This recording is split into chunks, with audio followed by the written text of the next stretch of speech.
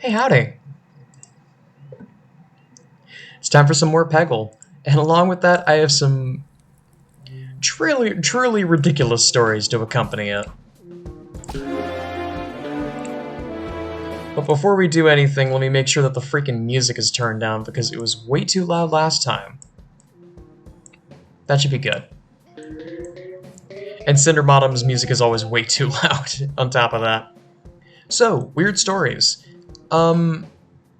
So classics have a way of presenting some really strange stories and some really unique circumstances. And there's one story in particular that is one of I think my all-time favorite, just for its absurdity at surface level, but then like you can delve deeper into it to find a bit more significance, or you can just kind of just enjoy it for how ridiculous the whole circumstance is. It it is the life story of the blind prophet Tiresias. Now, anyone who's been in a middle school or high school English class, that name should immediately start setting off bells. For various different reasons. He's a fairly common character in Greek and Roman works. He appeared in the Odyssey, he appeared in, what's the Cadmus story called? I'm forgetting the name of it off the top of my head. There's a set of stories regarding Cadmus and the building of Thebes, where Tiresias also makes an appearance. Ah.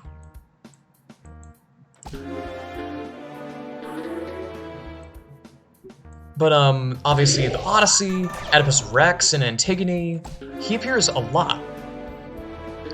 And his story is extremely weird, which you wouldn't know just from looking at him at surface level, because he's just funny guy who gives predictions of the future, and because it's Greek and Roman, no one ever listens to him, even though they definitely should.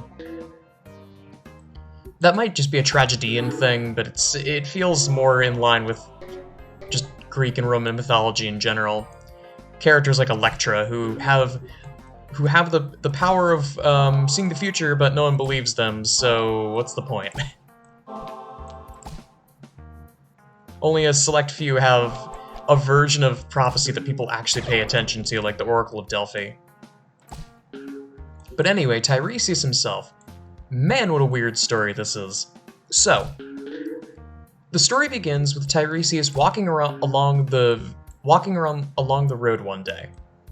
And he found a set of two snakes that were, God, am I in this situation again?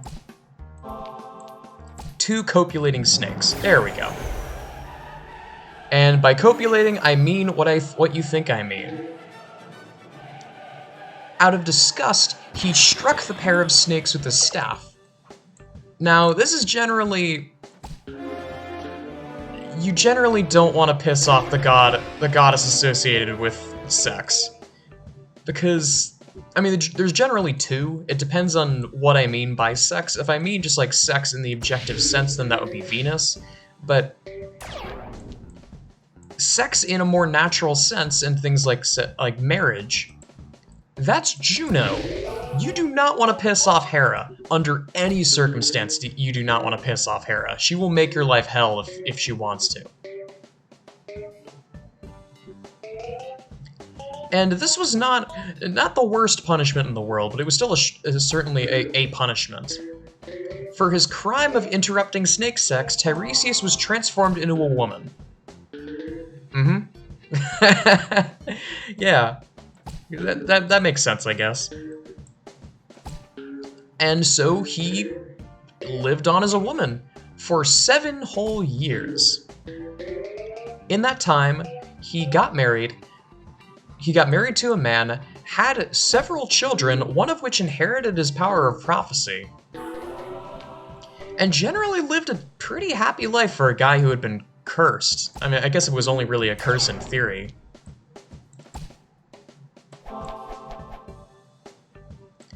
But 7 years go by, he became priestess of Hera to try and atone for his sin, and after a certain point, he found another pair of snakes, and depending on who you ask, he either learned his lesson and refused to strike them, or he struck them again anyway, and either way, he was transformed back into a man. So, that's great. And there are versions of that story where it's sort of expanded upon even, and that he's... What's the best way to describe it? He's displayed as a liminal figure. I know that liminal is kind of one of those words that the internet likes to use for things other than what it means, but by liminal I mean just like being in the threshold between two things.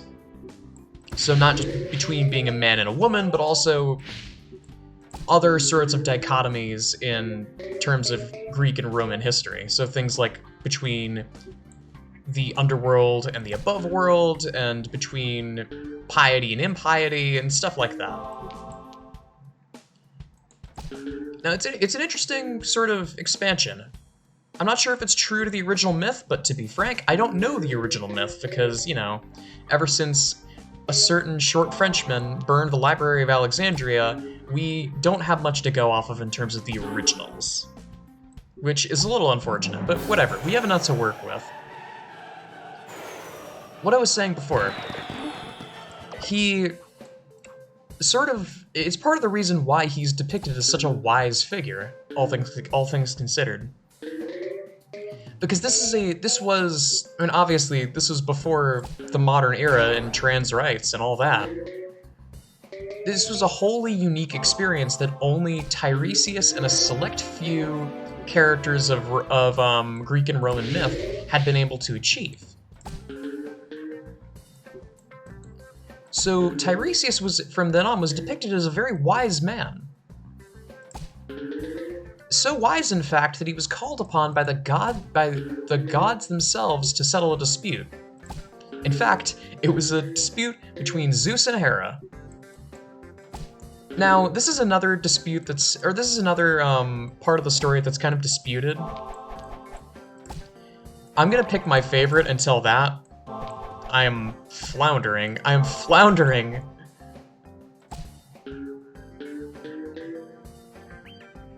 Okay. Okay. Okay, there we go. That's more like it. My favorite version of the story, because usually it's just like, oh, he saw something he shouldn't have, and he was blinded, and My favorite version of the story is that Zeus and Hera were having an argument about sex. A lot of sex in this story.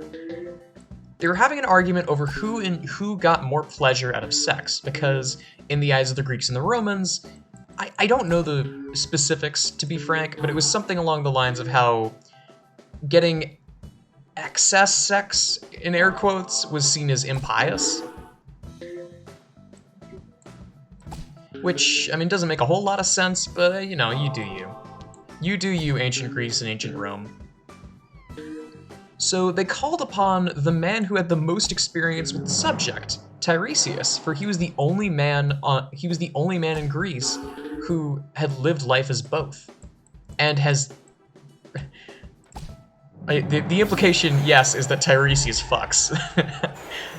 Not just before the snakes, but also after the snakes. After all, he did have kids while he was a woman. Either way, he thought about it for a second, and then he sided with Zeus, saying that, that's the quote. Of 10 parts, a man enjoys one only, I think is the quote, which is hilarious, first off. And by parts, again, I am referring to those parts. Hera was not happy, and like I said, when you piss off Hera, bad things happen to you. Again, this is not as bad as some, like, acts of Hera's vengeance that I've seen. I mean, Heracles comes to mind, where just by being born, he was given the eternal ire of Hera.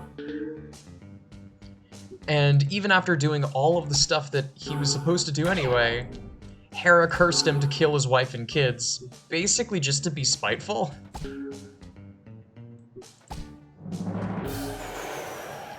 But this second offense, Hera was so mad that she slapped Tiresias. And it was such a potent bitch slap that Tiresias went blind. Wow, that's not something you see every day. So he went blind, and as consultation for, you know, that, or not as consultation, as consolation. As consolation for that, Zeus gave him the power of prophecy, basically as a, like, thanks for siding with me, dude. Sorry that happened. And this conjuration of his soothsaying power is where a lot of the different stories fork off. Because there's also a version where Tiresias accidentally happened upon Athena when she was bathing. And Athena struck him blind, and then realized that it was an honest mistake, and cleaned out his ears so that he could understand birdsong. Either way, the story goes with Tiresias, no matter who you're talking to about where he got the powers from, those powers were the powers to understand birds. Augury. So now you have... Tiresias already has just a massive story, and we haven't even gotten to the stuff that he's famous for yet. He still lives out... Oh, by the way, one of the other things that Zeus gave as consolation was he also gave Tiresias 7 lives. And he used those 7 lives to pretty good effect.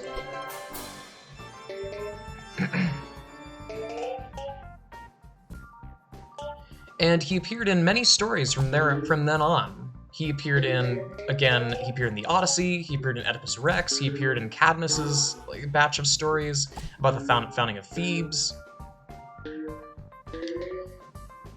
He was everywhere. He was the sort of what's the word for it?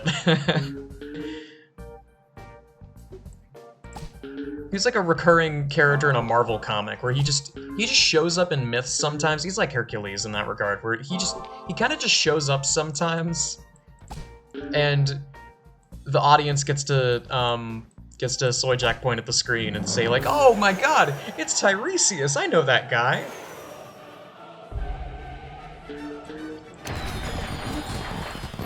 But yes, he appeared in the Odyssey and directed Odysseus to get through Scylla and Charybdis, and he also directed his men not to slaughter the cattle of Helios, and they did anyway, and it led to terrible things happening.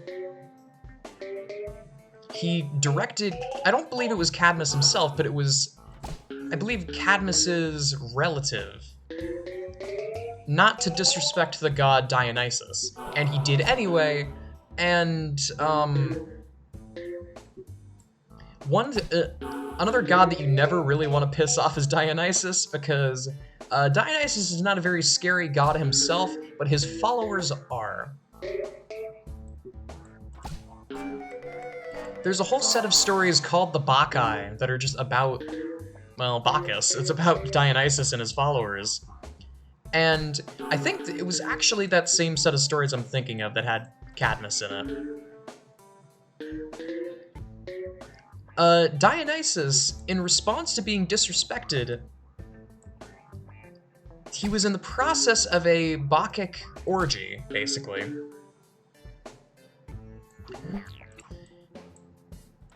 And there were a bunch of the women of the town were in the process of Bacchic rites, as it were. And Dionysus, at least only visually, transformed the man into a lion.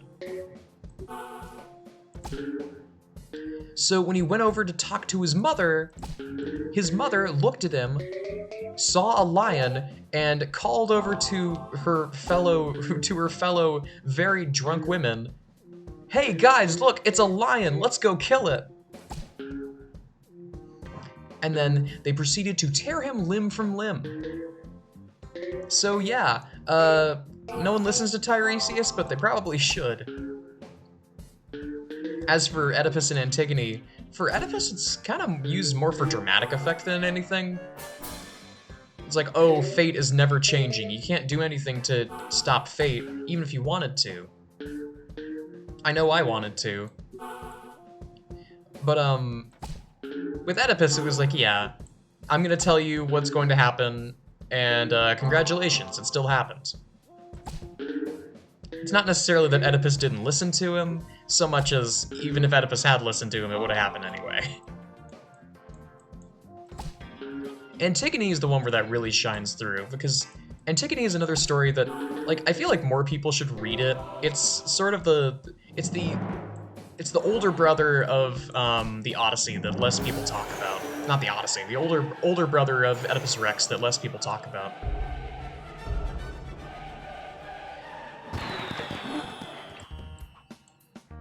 And it details what happened to Antigone, who, to my memory, was Oedipus's daughter. And at this point, Oedipus had already been banished. He put himself in self-exile after blinding himself, and kind of just wandered around Colonus, and just, like, wandered around Greek cities for a while.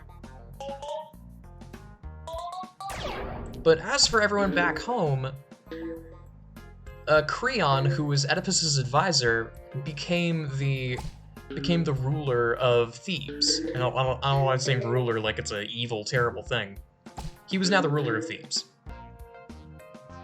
And it had always kind of bugged me, because in Antigone, Creon makes basically the exact same mistake, and very, very similar mistakes as Oedipus. Not the same mistake, but that same kind of, like, soothsayers are telling the truth, don't just ignore them kind of story. Because two of the brothers of Antigone were killed defending the city of Thebes. And the Seven Against Thebes is a completely different story that kind of links into this, and it is hilarious, but I want to, like, read up on it before I start blabbing about it, because it is peak classical ridiculous. And I definitely want to talk about it at some point. But what ended up happening was that the two brothers both killed each other at the same time by spear point. And they both lied on the other side of the walls of Thebes. And Antigone wanted to go over the wall and retrieve her brother so that she could give him a proper funeral.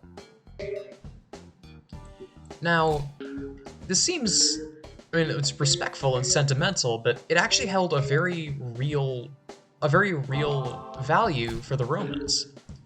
Because you might happen to know that if you aren't buried when you go down to Styx, you can't pass. You're just forced to sit there for all eternity. I think it's technically 1,000 years, but to the Romans that was all eternity.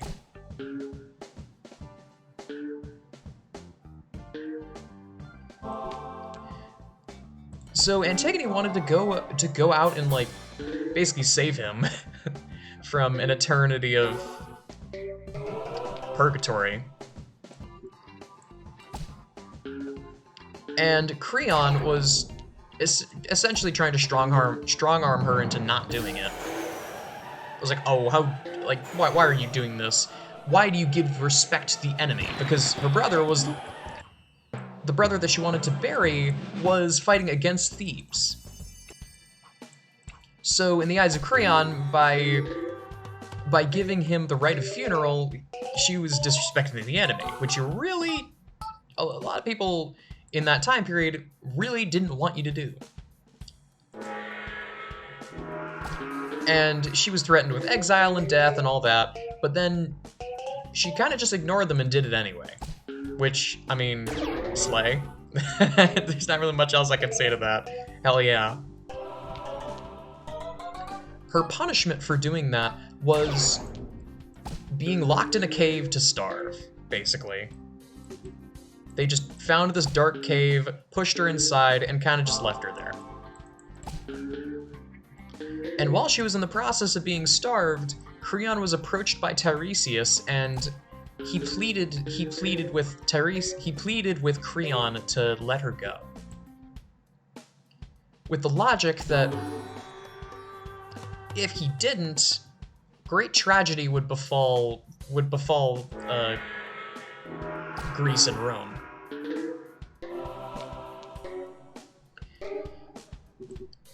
Now, I don't actually know this tragedy offhand. I believe he's referring to the Punic Wars or something like that.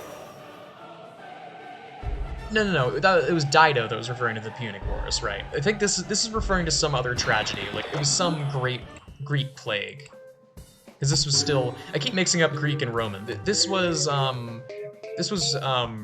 rife in the era of Greek tragedy. Because it was Sophocles, to my memory. The great Greek tragedian.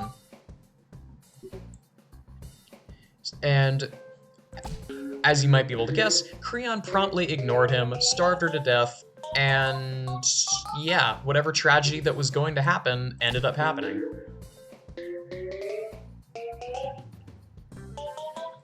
What am I missing? I talked about the Bacchae, I talked about the Odyssey, I talked about Oedipus Rex. I guess I talk about the end of Tiresias' story. So, Tiresias died in probably the lamest possible way. He basically died drinking water that was too cold. He drank from a tainted spring, and then was shot by an arrow of Apollo. He lived all that long and prosperous and weird life, 7 of them in fact, and then died to something as mundane as getting dysentery.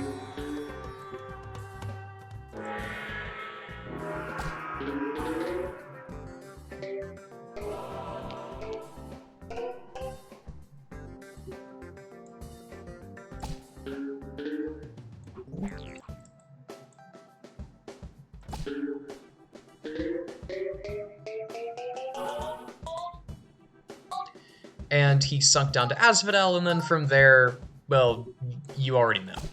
Odyssey happens, and then he I think he just chills in Asphodel forever, which kind of struck me. I feel like he'd be the kind of dude that would end up in Elysium. But I guess Elysium was almost specifically, like Valhalla style, it was specifically meant for warriors and poets. I guess soothsayers don't count. Nice. But for the longest time, I never heard this story. Mainly because it's associated with the Odyssey. He's associated with the Odyssey more than anything, and when he is associated with the Odyssey, he's given the... Now we get to the part that is a little bit more frustrating to me. He's given the dubious honor of being involved with the monomyth. Now, all the like English teachers and student teachers in the audience, cover your ears. I'm about to disgrace Joseph Campbell. I apologize in advance. So, Joseph Campbell. Joseph Campbell was actually I very much respect his work to a certain extent. There was a set of interviews that were recorded between him and a guy whose name I don't remember, who was, I believe he was just like a reporter. And the two of them discussed things like literature and like commonalities in a bunch of different stories and stuff like that. It's a very interesting read when you're not required to read it, but I tend to really not like it because I was required to read it. one of my teachers in high school just really, really liked the power of myth, and every single time that he taught any sort of English class, he would have people read it. And then talk about how all stories are connected and yada yada yada. So the famous thing about Joseph Campbell's The Power of Myth is the monomyth. And the monomyth is this concept that all stories sort of follow the same loose structure. And I'm not talking about rising action, falling action. It's more of an abstract set of constructs that all stories kind of associate with. Things like apotheosis of the self and the hero's journey and that kind of stuff. It's like abstract, very Western, like an abstract Western. What the hell?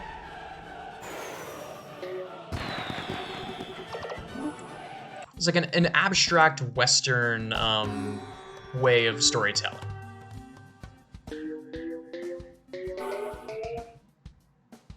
And the example that he gave time and again was he was actually friends with George Lucas while he was in the process of writing Star Wars. So he would always give the example a couple of times of Star Wars and relating things like the death of Uncle Ben to the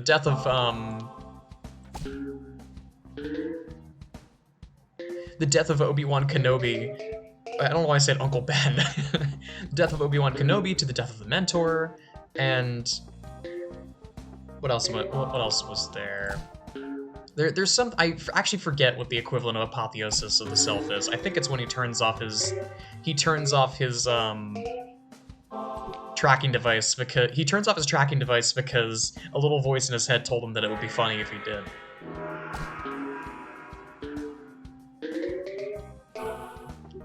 And again, at face value, there's nothing really wrong with it. It's just, I have bad memories about it because, you know, it is infinitely more fun to read something of your own volition than to have it read to you. To be forced to read it, otherwise you get low grades. And I shake my fist angrily at you until you read it, and you understand it, and you understand the symbolism that I myself see in the work, and that you are required to also see in the work. Like, literature's more abstract than that, in my eyes. Especially when it comes to, like, classical stuff. Like, that's another reason why I love myth, is that it's so easy to interpret. And you even get, like, not even myth, I think, like, religion in general. It's really easy to interpret it to meet some end or to tell some sort of story, and it can be abused, for sure. But, I mean, at the end of the day, they're just stories. They're stories and moral codes and sets of fables that give us a vague idea of how we should be living our life. And whether you follow it by the letter, or you take it in a more loose sense, I don't think the guys who wrote those stories originally really care.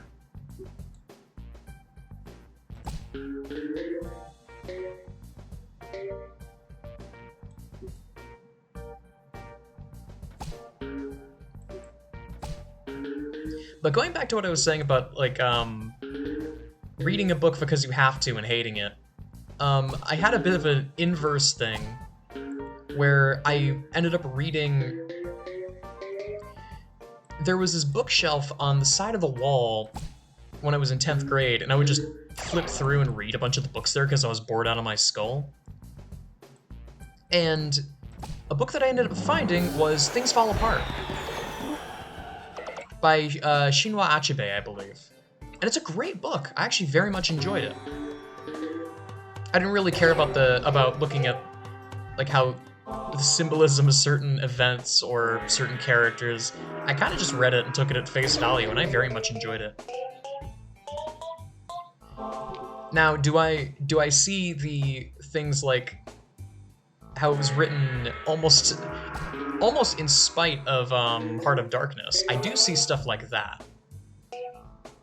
It's kind of an interesting story that Heart of Darkness was lambasted by authors like Chinua Achebe for how negatively it depicted native peoples.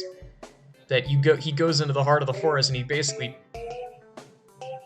he just finds a cult of basically mindless sheeple that follow this person as if they're a god, which feels kind of disrespectful. Now, again, I don't fully agree with it, but I definitely see where he's coming from. But at the same time, I heard from a lot of my friends who took the class in other years where they did have to read Things Fall Apart, and they hate it. So I always thought that was interesting. It's like, yeah, I wonder if I also would have hated it if I had to read it. And another example was that same year, we had actually a really fun project where we kind of just had to pick a book, read all the way through it, and then analyze it. Very open-ended, kind of just pick a book and see where it takes you. And I ended up picking Faust. Now, Faust is a bit of a weird case, especially when you're trying to read it, because it is a German play by Goethe. And it's actually fairly culturally significant because it carries a lot of the modern conceptions of things like demons and deals with the devil and things like how Christian moms think that speaking Latin is tied with Satan, that kind of stuff. A lot of that springs from Faust because the guy himself, Faust, is a scholar, and as such, he knows Latin. As was the mark of the times. And he ended up invoking Mephistopheles to, not necessarily to do his bidding, but basically just to help him out.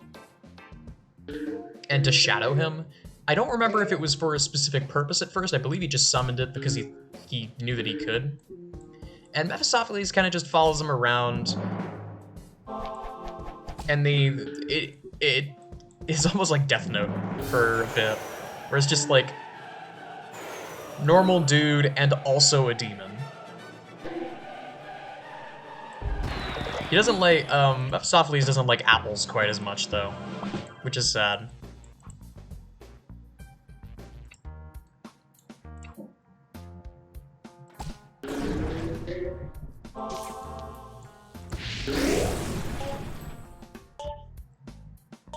Marina is interesting here.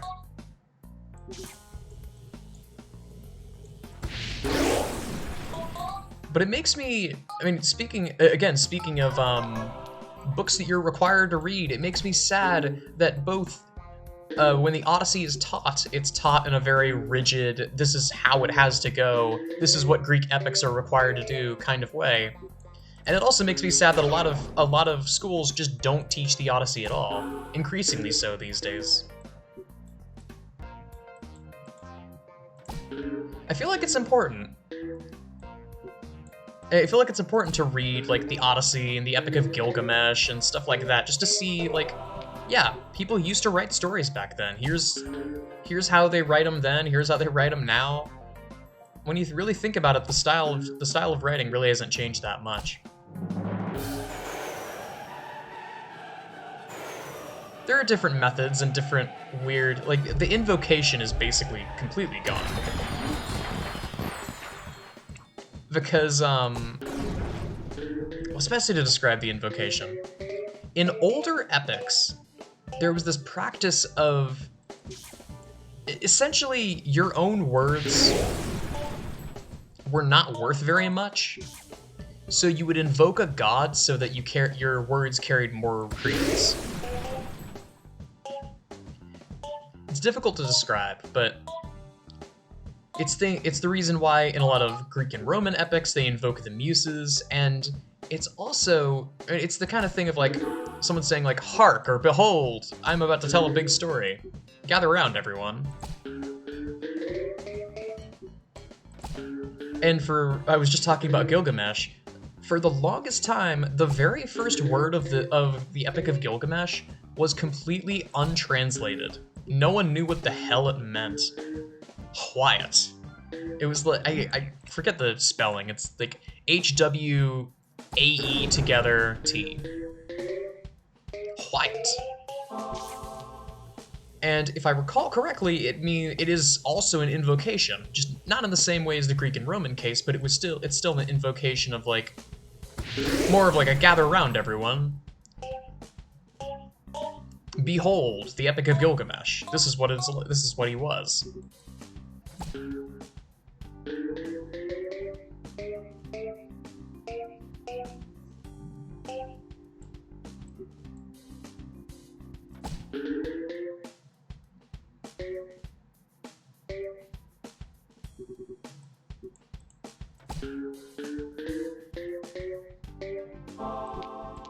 And I feel like that's part of the reason why I like college as much as I do, I think, is that there's a lot less requirements of just, oh, you have to do this, you have to read this book, read it now, write a paper on it. You must. It's a lot more of, I mean, obviously there are still assignments, of course, but it's a lot more of show that you understand the material by doing this thing. Because obviously, I know the college doesn't have to deal with curriculums in the same sense. They still have to deal with a sort of curriculum. In the sense of like, oh, there is College Board, of course, which, oh man, I could tell a lot of stories about how much I despise College Board and the way that they've ruined American education, but that is another topic for another day. With just with regards to curriculum, college is the first time where you're taking a class that doesn't have to teach for any specific test. At least in America. I don't know how it works in different countries. It is probably better in other countries, frankly. America is not really lauded for its spectacular education system, in my experience. Better than some, worse than a lot as well. Damn.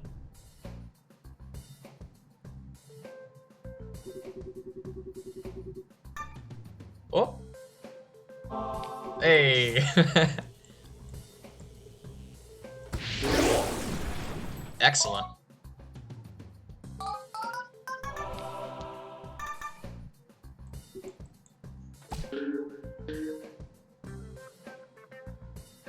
Whoa.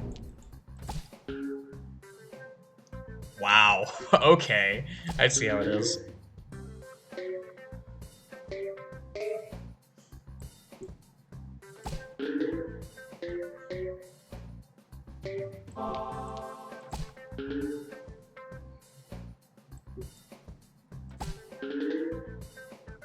I kind of feel like the secret ingredient to a lot of classes is just let the teacher have a bit more fun with the way that they construct it. Because the best teacher that I ever had in high school, what he would do is he would do a flipped classroom. So outside of class, you would read a couple of articles and watch some videos, and then you would come into class and you would kind of just screw around, frankly. Every single day, he would have some sort of different exercise that had nothing to do with just writing on paper. Some sort of hands-on, weird little experiment to sort of solidify what you learned from the reading. Now, I will admit, there were some times that I just did not read it at all, because I had other things on my plate. But even without that, it solidified the information really nicely for me. And I know not everyone learns like that. It's a common problem with education that everyone learns in subtly different ways. There are ways that you can like have your education style appeal to more people, but it's very, very hard to get to 100% without either fudging the numbers or discluding certain people on some specific grounds.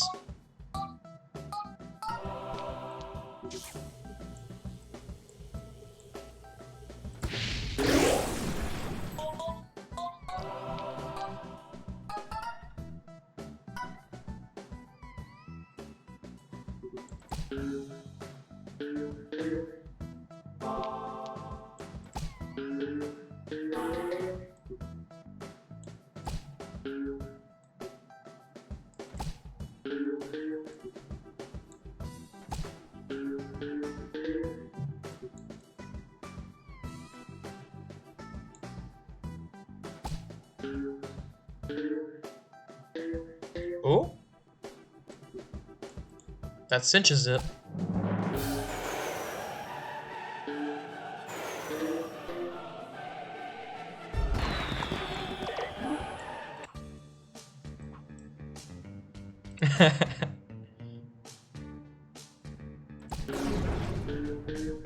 Cute. She got her wish.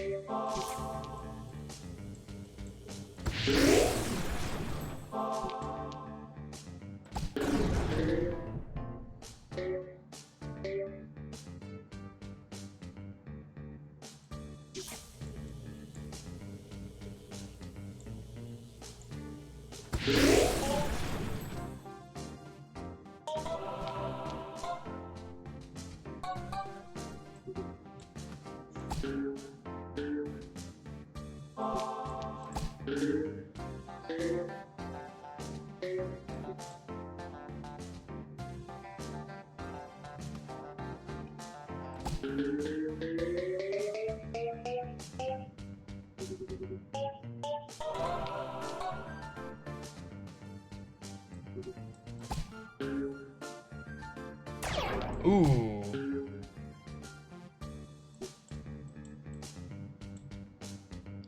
Oh god, this is gonna hurt.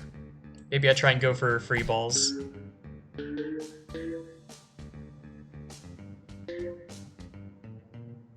Whoa.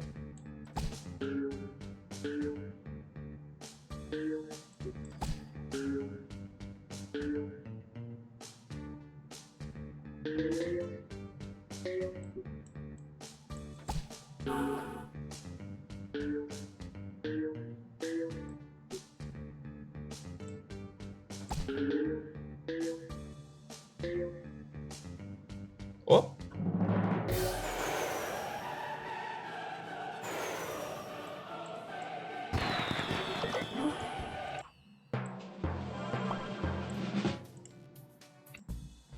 We made it to the master levels.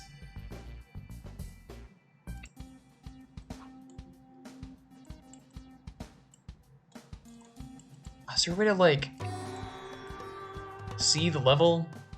I feel like this is a Master Who moment.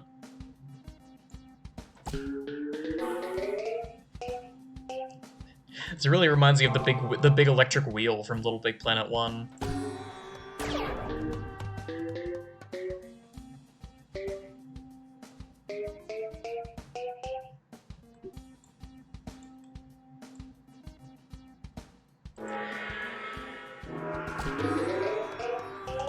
That's more like it.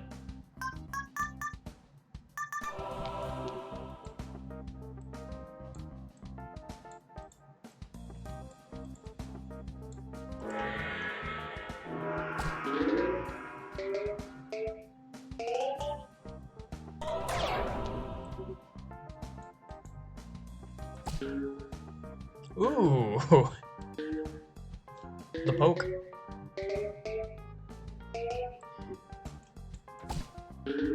I'm trying to remember more things about basically about being assigned reading, but it is kind of fuzzy because it has been a while.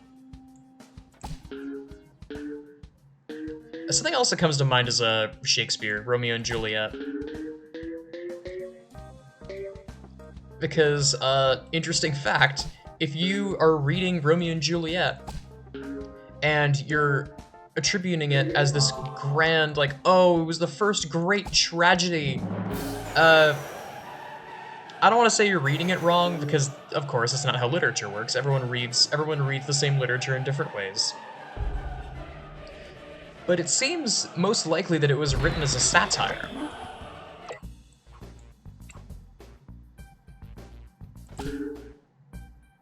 It was written as a satire of relationships at the time. After all, what sane, like, old English couple would threaten suicide because they couldn't be with each other?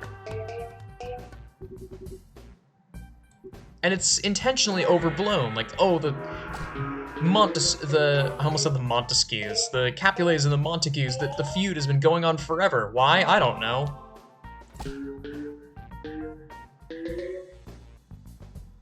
Not to mention the entire character of the nurse. The nurse to me, so for anyone who hasn't read Romeo and Juliet, I recommend it, because it is just one of those pieces of literature that everyone should read at least once just to see what they get out of it. But, Romeo is like a, like, middle class to lower class city boy. And Juliet is a very, like, a pampered princess kind of a situation. And the two of them meet each other and immediately fall in love, but because one of them's a Capulet and the other's a Montague, they can't so much as see each other with their parents' consent, so they decide to screw the parents' consent and meet anyway. And the feud between the Capulets and the Montagues continues to escalate while they're in the midst of doing this. A guy by the name of Paris ends up killing someone who Romeo loved, so Romeo ends up killing Paris in response. And while all of this is happening, Juliet has a nurse. And this nurse has some of the best dialogue, frankly. She's a very funny character. And the more I reread it, it really just feels like, not Shakespeare's self-insert character per se, but like self-insert dialogue for sure. Like, look at how ridiculous all this is. You're seeing this shit, right? Star-crossed lovers and all that. But it comes to a head. Romeo and Juliet both meet in a catacomb. Romeo receives the word that Juliet has died? ? Romeo poisons himself. Wait, I have it backwards. Juliet receives word that Romeo died. Juliet poisons herself in a catacomb. Romeo comes back down into the catacomb, sees that Juliet is actually dead, and takes the same bottle of poison to kill himself. Very dramatic and very flamboyant. Hello.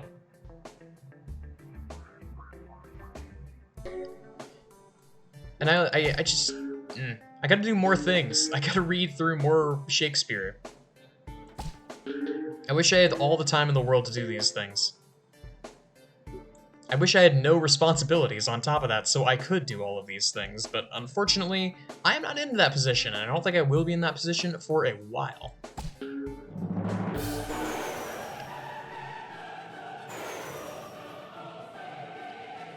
But hey.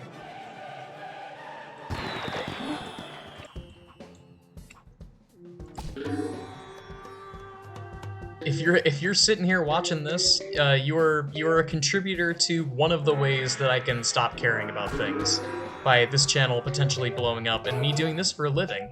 It's not likely, but it's possible. Anything's possible.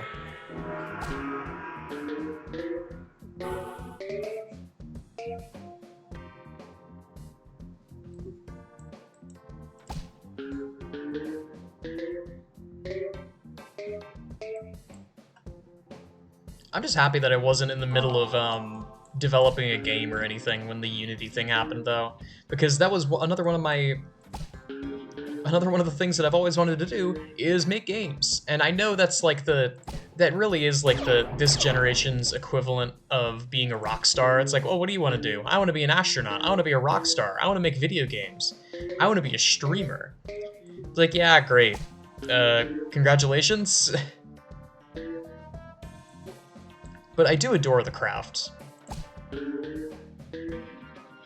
And I feel, I've always felt that, like, a good story, if you can tell a good story through the medium of a game, it doesn't necessarily empower it, nor does it really empower the story, but it shows, and it shows a skill of the craft. Oops.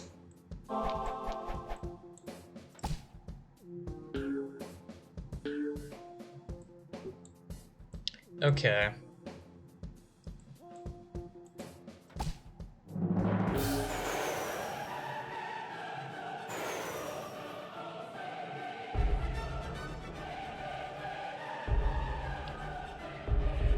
It shows the unique skill of the craft, in my opinion. If you can take a game, just take something that's meant for entertainment and nothing else, and create a heartfelt story, or not even heartfelt, just thought-provoking in any way. If you can manage that, I'd say you've done your job.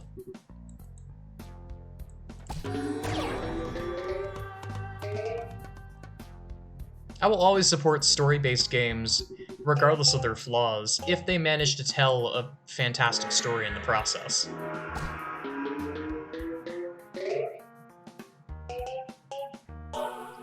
Now, if they take shortcuts on telling their story for the sake of maximizing gameplay, I suppose that's also valid, but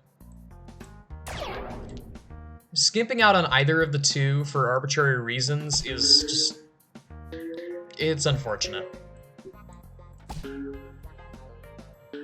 Like, a couple of examples come to mind of, oh, we didn't make the gameplay or the story super complex because this is just a kid's game. This is just meant to be marketed for kids. Well, good for you. You do know that some of my favorite games that I played as a kid had very complex and interesting stories, right? No? You don't remember the time when you were a kid? That's fine.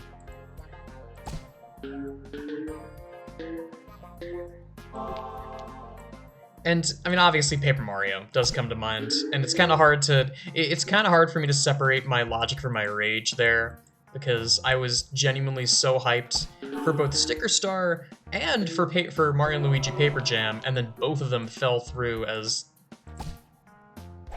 just bad games on most fronts. At least Paper Jam was better than Sticker Star, but it wasn't great.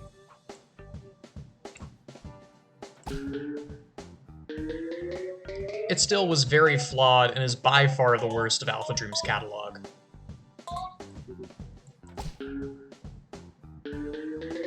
And Sticker Star still holds as the worst of the Paper Mario games, even when considering the newer ones, which are better. They still suffer from a lot of the same problems, but at least the writing is good. The writing is good and fun and distracts you from the fact that the battle system is not very entertaining. And that is, like I said, if you can tell a good story and you can tell it in an emotional and interesting and mature way, I don't really care what the gameplay is like after a certain point. Hell, Super Paper Mario is one of my favorite games of all time, and it has a very flawed game. It is a very flawed game when it comes to gameplay.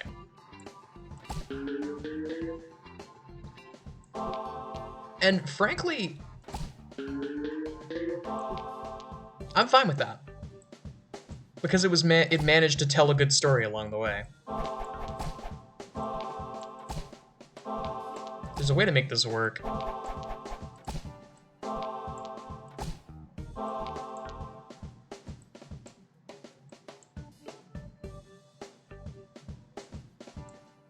Like raycasting this in my head. Ah!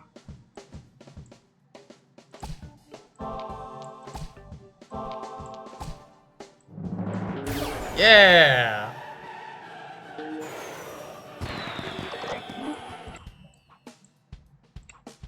I remember these levels are all very, very challenging, because they do stuff like that sometimes.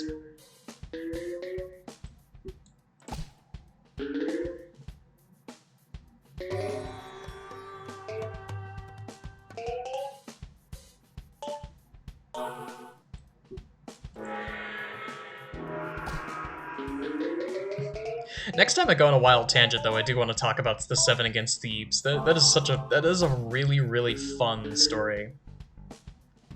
Fun, it's completely insane in a very good way.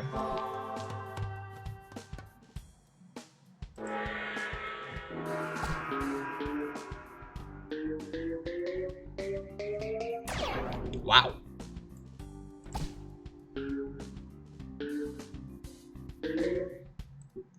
But I don't want to say it right now because I'll lose a lot of the fun details if I tell it right now.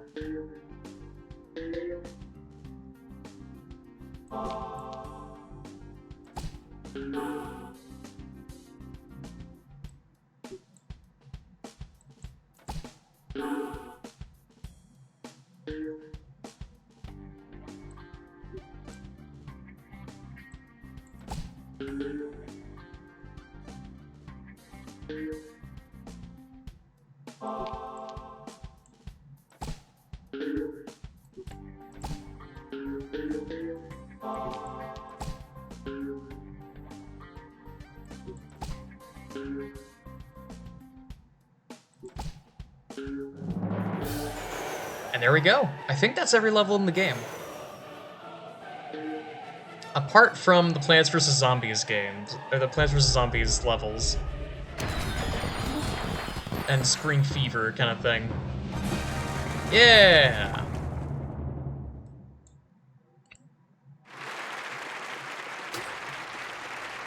We made it.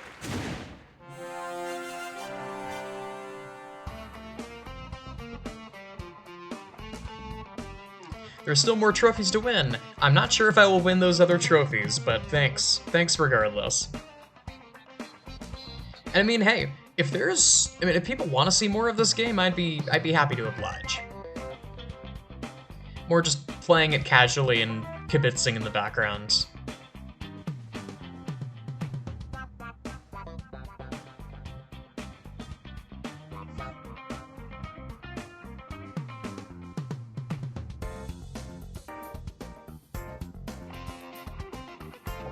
But after this, the next game on our list is The Wizard's Pen, which I remember playing it for like 10 minutes and not really getting into it.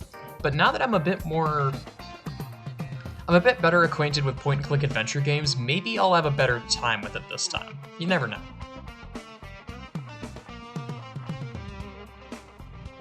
There it is again, Clair de Lune by Claude Debussy. I'm trying to say literally every pronunciation other than Debussy, because it is not Debussy. It might be Debussy. I've always heard Debussy, but I don't know for sure.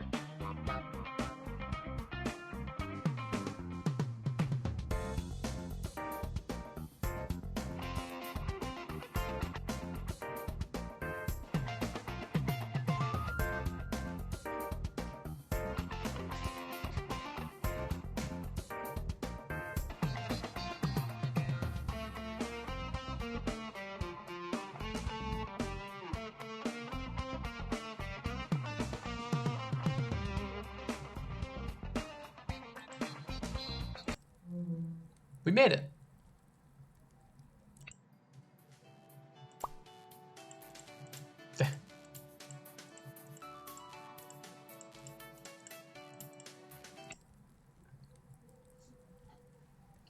I guess that's all I got. I mean, I don't really have much else to say, frankly. But thank you so much for watching. See you next time, y'all.